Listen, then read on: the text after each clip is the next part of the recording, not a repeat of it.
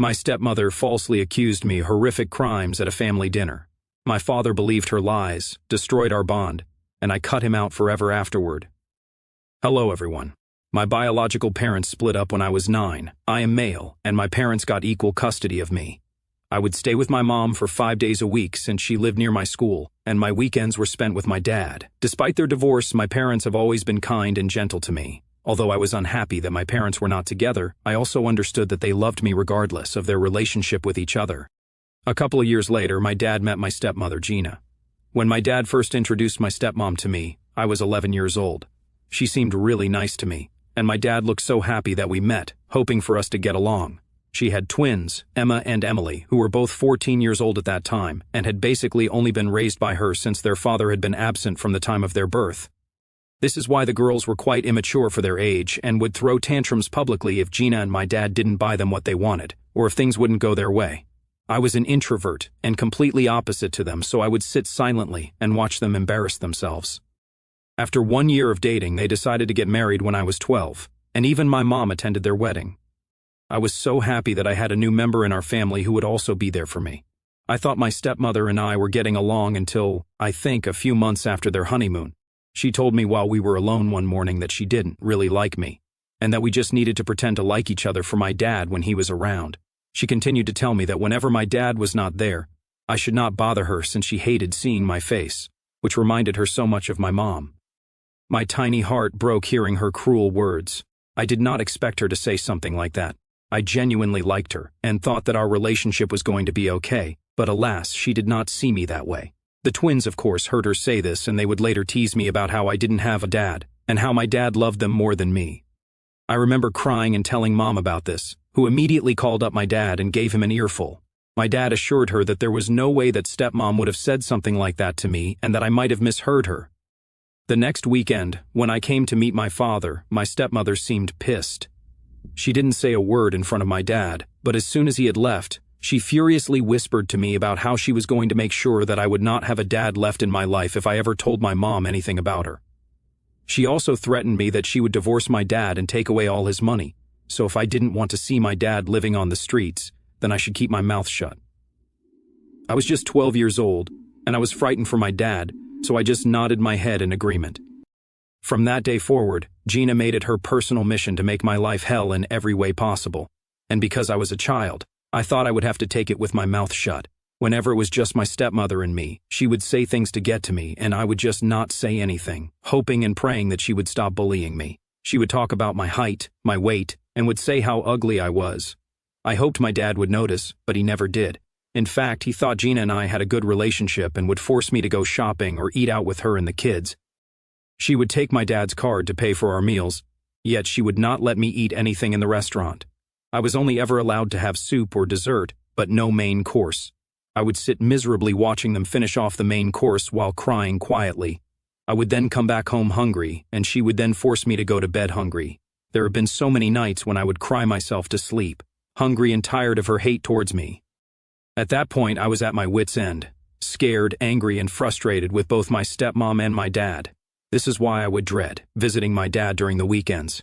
Whenever it was Friday evening, I would try to escape visiting my dad by coming up with excuses, like a stomach ache, so I could stay over with my mom. Of course, my parents started noticing this, and my dad would call and tell me about how sad he was for not getting to see me. My mom would urge me to tell her if something was wrong, but I would always keep my mouth shut, still scared of Gina's threats. When I was 14 years old, my dad decided to take his entire family and me on a trip to Greece. Initially, I did not want to go, but my mother told me that this was a good opportunity for me to travel and experience the world, so I begrudgingly decided to join them. As usual, Gina pretended to be all sweet and kind in front of my dad, hugging me and asking me about school as if she was genuinely interested in my life. One thing I started noticing was that she would subtly tease me in her sweet voice, which was insulting to me, but at the same time would not outrightly portray her as being mean.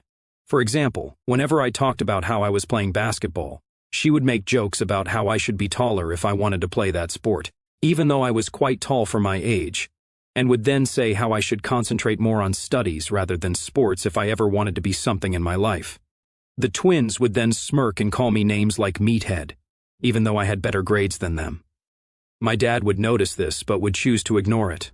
Whenever I would voice out that what she said made me uncomfortable and hurt, my dad would insist that she was just teasing and that I should lighten up. Gina would nod her head and tell my dad how I had no sense of humor and that I should have fun, just like she did. This continued to happen throughout the vacation. One day, in a moment of anger, when she and the twins were teasing me yet again about my weight while I was trying to enjoy the pool, I decided to be vindictive. I told the twins straight to their faces about how they both had double chins, which was embarrassing, and I watched their faces fall. I then turned to look at Gina and told her that she should not be wearing a shrug over her bikini because I could still see her huge stomach protruding out, which made her look like a penguin. I watched Gina's face turn red in embarrassment, and she got up to run back to the hotel room.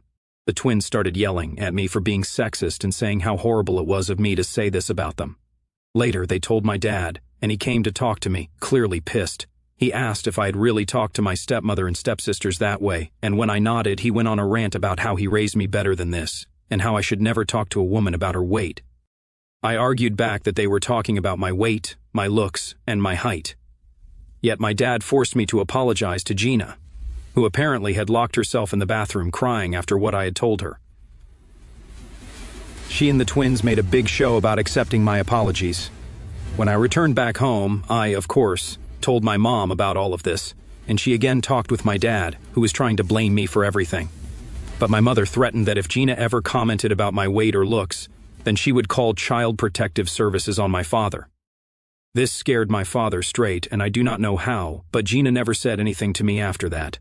Of course, she and the twins would blatantly ignore my presence whenever my dad wasn't around, but honestly, I was fine with that. During a time when I was 16 years old, my mom was away for a few days. I had to stay with my dad and Gina. Gina had been complaining to my dad for a few days about how she hated cooking for one more member, so on my last night, I decided to take over cooking dinner since my mother had taught me to cook from a very young age, as she wanted me to be independent. When my stepmom heard that I was going to cook, she told me that she wanted to invite a few of her friends also.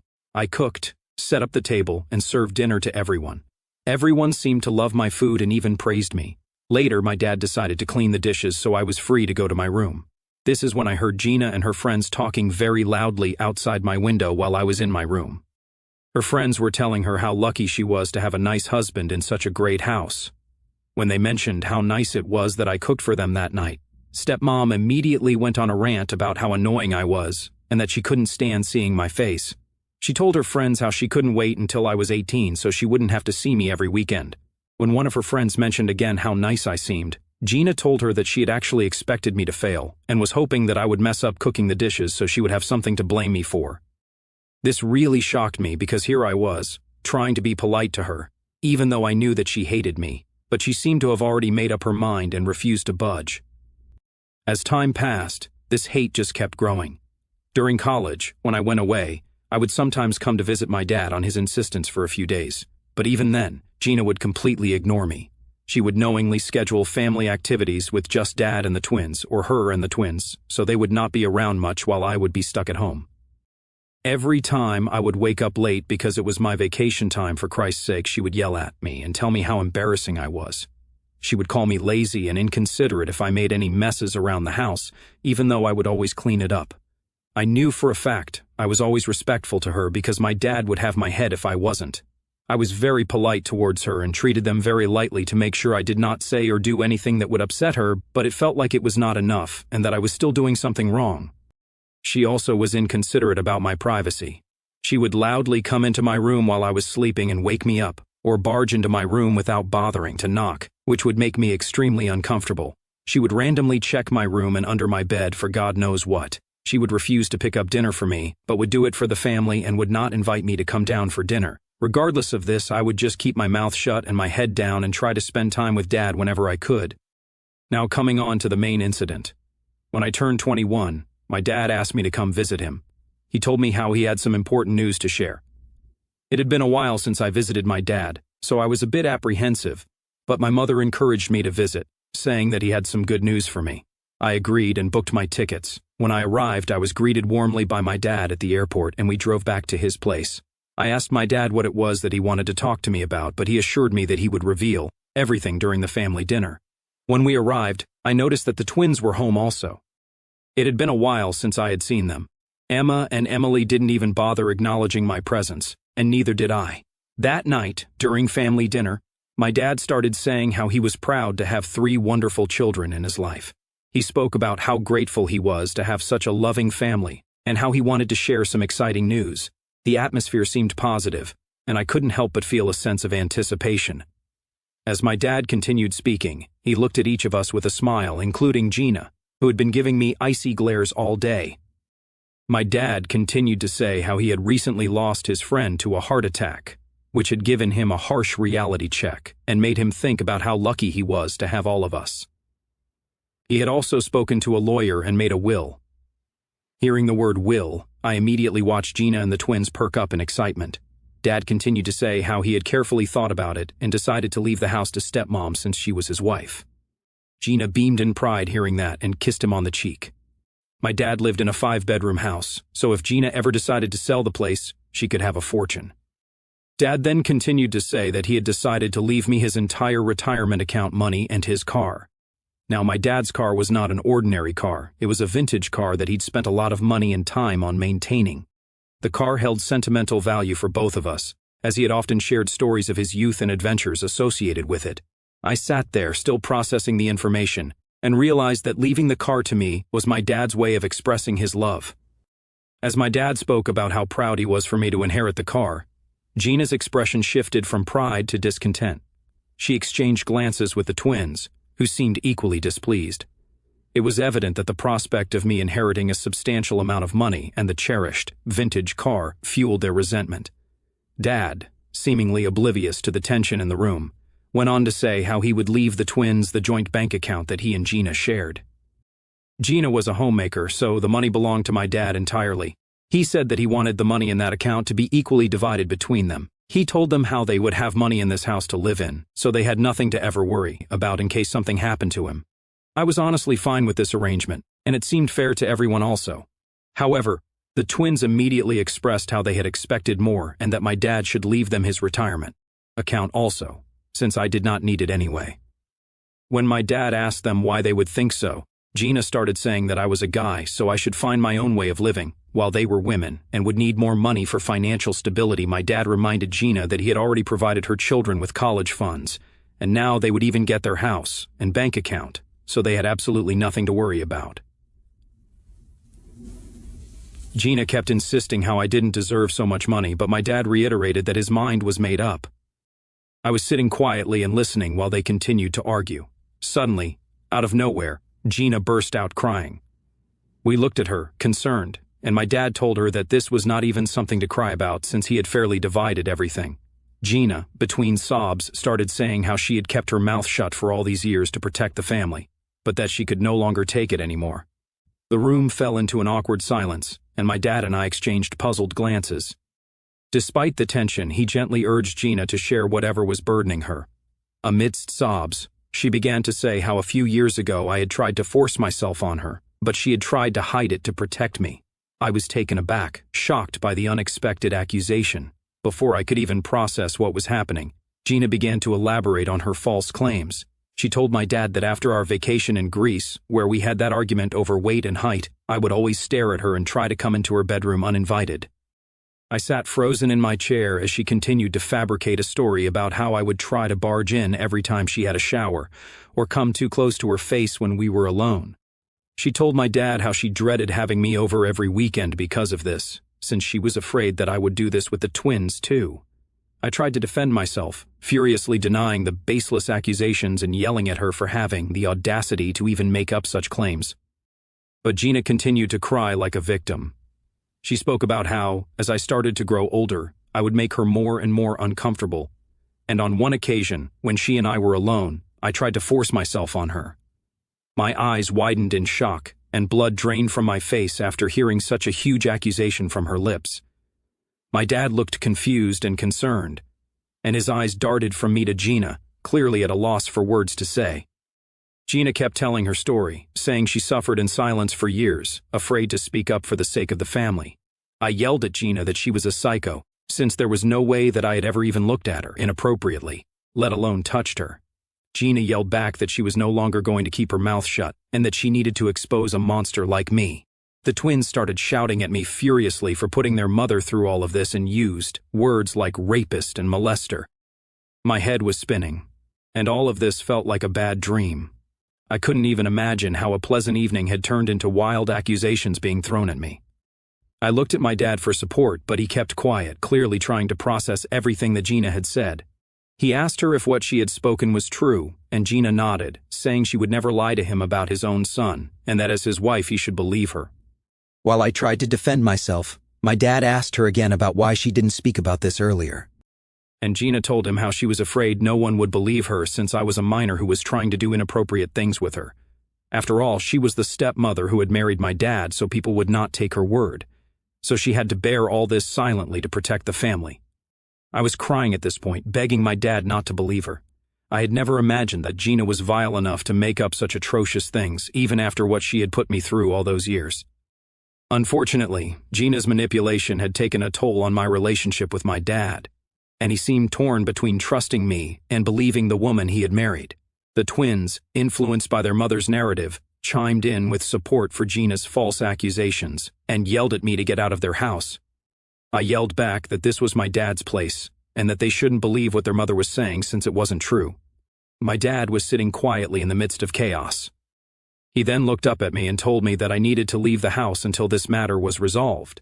It felt like a punch to the gut. Being rejected by my own father, who was believing his second wife over me, hurt, confused and betrayed, I packed my belongings and left the home I once thought was mine. I flew straight to be with my mother, who was shocked to see me at her doorstep. When I told her everything, she was beside herself with rage and was ready to go face up with stepmom. But I requested her not to do something like that, since there was no guarantee about how psycho Gina was. If she could make up such crazy lies just to get me kicked out of my dad's house, just because she was upset about what I was going to inherit, then she could make up a lot more to destroy my life. I couldn't take the risk of having her in my life any longer, and this is why I decided to cut off my dad permanently, since he had chosen to believe her. He didn't deserve to have me in his life. Later, I heard from my mom that my dad did call and tell her about how he was ashamed to have a son like me and that he wanted nothing to do with me. My mom tried to defend me, but it fell on deaf ears. She also received a lot of flack from my dad's side of the family, who believed Gina's story as well and told my mother that she had raised a predator. I can't even imagine how painful it must have been for my mother to have heard these words about her son. Clearly, the damage was done, and Gina had won. I wish I could write that my life started improving after cutting her off, but it didn't. Gina and the twins would continue to send me a barrage of text messages, saying unspeakable things and threatening that I should stay away from my dad forever. It became so bad that I had to change my number just to escape them. Things didn't improve for me even after that, because after what Gina had put me through, I was scared of being near any woman. I was scared that I would again be falsely accused of something like this and lose my job in Korea. I was afraid to meet anyone or go out on dates. Throughout all of this, Mom has stood by me and believed me. I went through severe depressive and suicidal episodes, and my mom flew to live with me for a couple of months so I would be all right. Slowly, my mental health recovered, and I started to live my life. Eventually, I met a wonderful woman named Mara, who brought the sunshine into my life. She has absolutely changed my life, and my mom adores her as well. Mara and Mom are everything to me, and thanks to them, I continue to live my life with purpose. Just 1 week ago, I received a call from an unknown number. Thinking it might have been Amazon, I picked it up. To my shock, it was Dad.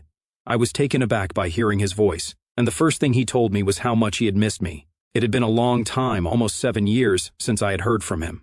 He sounded old. I asked him about how he got my new number, since not a lot of family members had it, but my dad dodged the question and asked me if I was doing okay. I kept quiet and then told him not to bother me again since I had nothing to tell him. This is when my dad broke down and started to cry.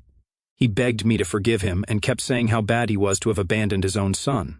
My curiosity piqued, and I waited for him to explain himself.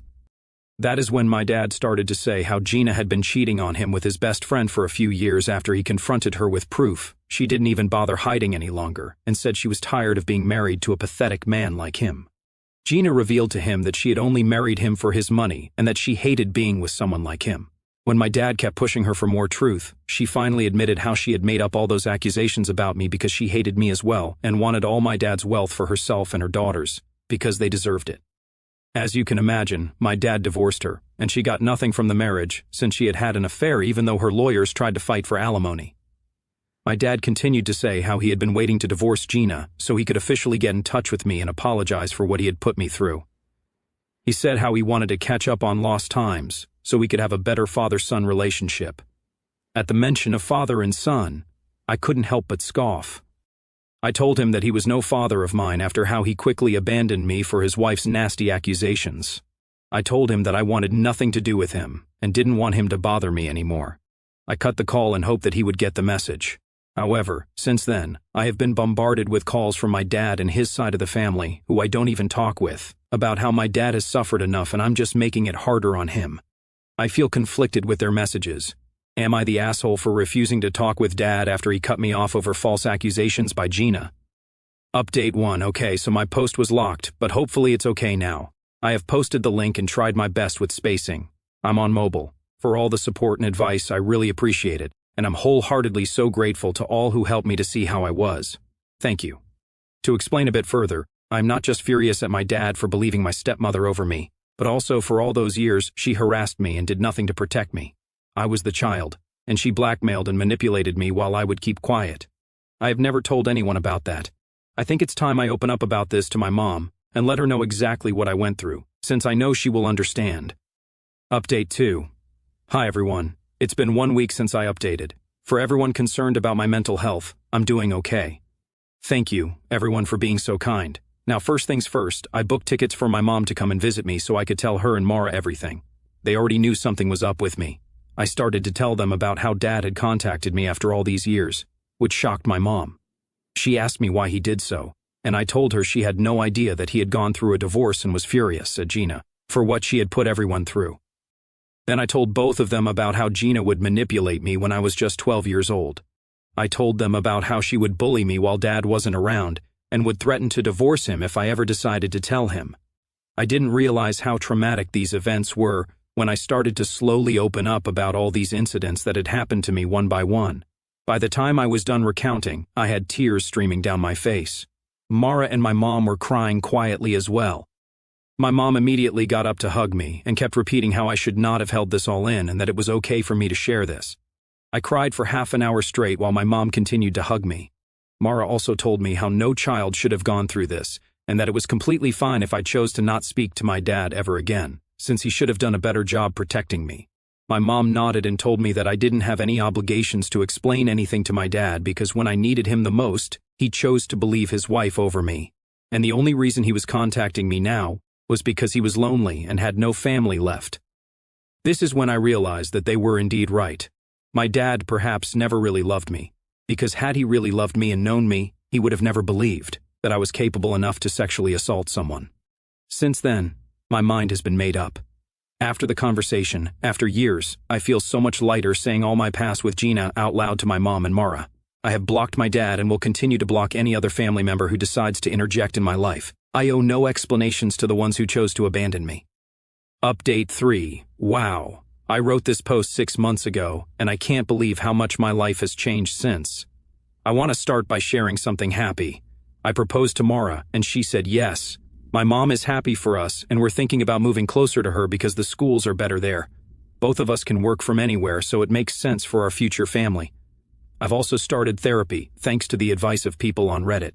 It's helping me feel better step by step. I'm trying to focus on the good things in my life, like Mara and my mom. They've been there for me, and I'm grateful for their support. The past has been tough, but I'm looking ahead to a brighter future, free from all the lies and family drama.